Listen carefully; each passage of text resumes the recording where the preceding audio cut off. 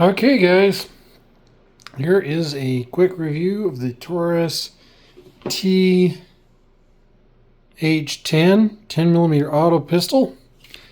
This has been safety checked. There's no rounds in this. This is a double single action 10 millimeter weapon. I picked this up at my local gun store for $225 plus tax. It's got a fairly crisp let off and double action trigger. It's got ambidextrous safety, ambidextrous slide release. It's got a decocker, backslash safety, so if you so desire, it could be carried cocked and locked. Okay, so now nobody makes a specific holster for this gun. I got lucky, and one of my buddies at work had this. It's a Safari Land holster. It's a 576 Pro Fit. This thing fits in this like a glove. So these are available on Amazon. He said between $30 to $50. When I first picked up the pistol, I went ahead and bought a universal holster, which I ended up putting on a different gun, because this, see if I can do it with one hand. Let's see here. I'll switch over, use my right hand here. There you go. See if it's in there, all nice and snug, no rattling.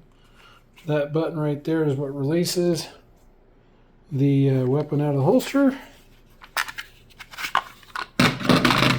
So I couldn't find any dedicated bear ammo. I bought this thing so that way if I'm cruising around through Island Park, Idaho, where there's a lot of bears, and there's been recently a grizzly bear attack up in Island Park, that I'd be able to carry this a little bit easier than I can carry my Taurus Raging Bull. So I have ran 10 rounds of this with no issues. That's Federal Fusion bonded soft point 200 grain. I ran 10 rounds of this Ammo Brand Incorporated jacketed hollow point 180 grain.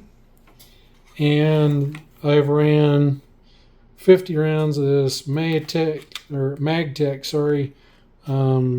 Let's see, what is this? I think it's 180 grain. Yeah, it's 180 grain FMJ. So, no issues with those. And for the ultimate test here, I went ahead and we ran a box of this through it. 40 Smith & Wesson Tulu. If a gun can run this, it'll run anything. So, the recoil on this gun is very manageable.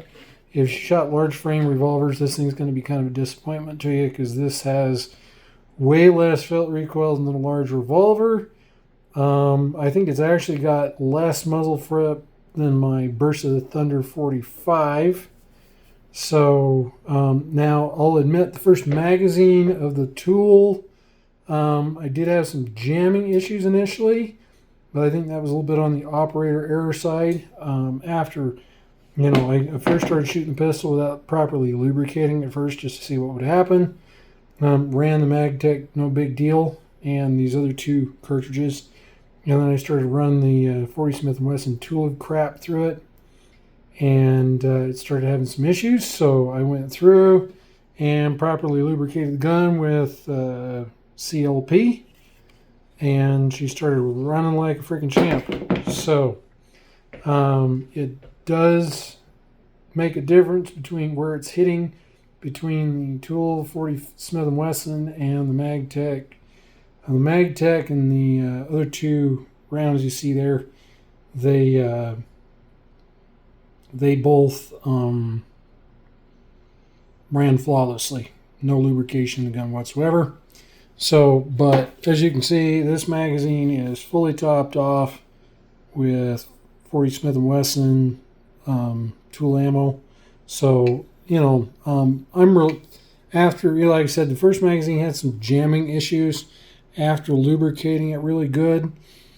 I mean the slide and everything.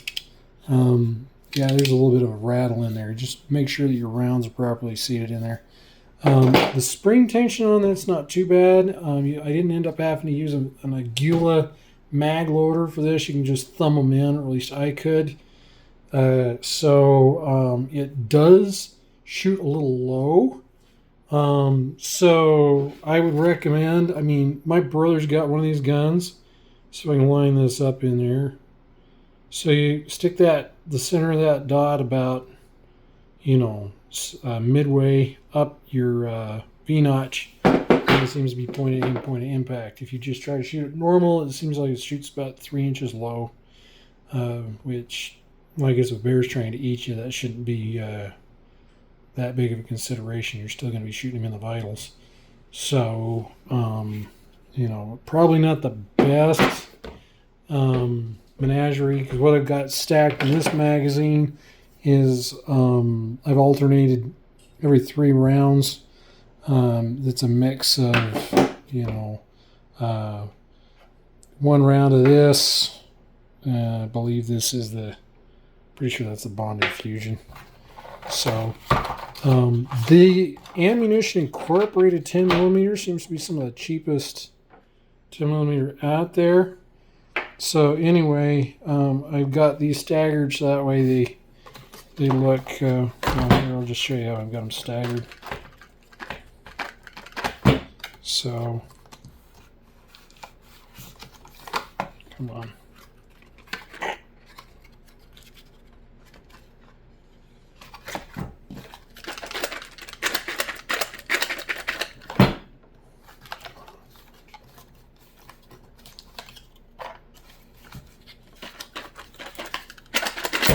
There we go. Just like that. So, full 16 rounds with one in the chamber, starting with one of those. So hopefully, if we get in a situation where we got to engage bear, mountain lion, or wolf, one of these rounds will kill it. Stop it. I should say kill it. Anyway, if this review was helpful, go ahead and like and comment. If you want additional videos on this, I'm more than happy to do that. I could do some shooting videos if I get enough people that ask for it. We'll go ahead and do a shooting video.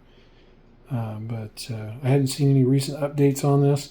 Now, my brother, he did end up sending his in, because I think he said it was shooting 2 or 3 feet low.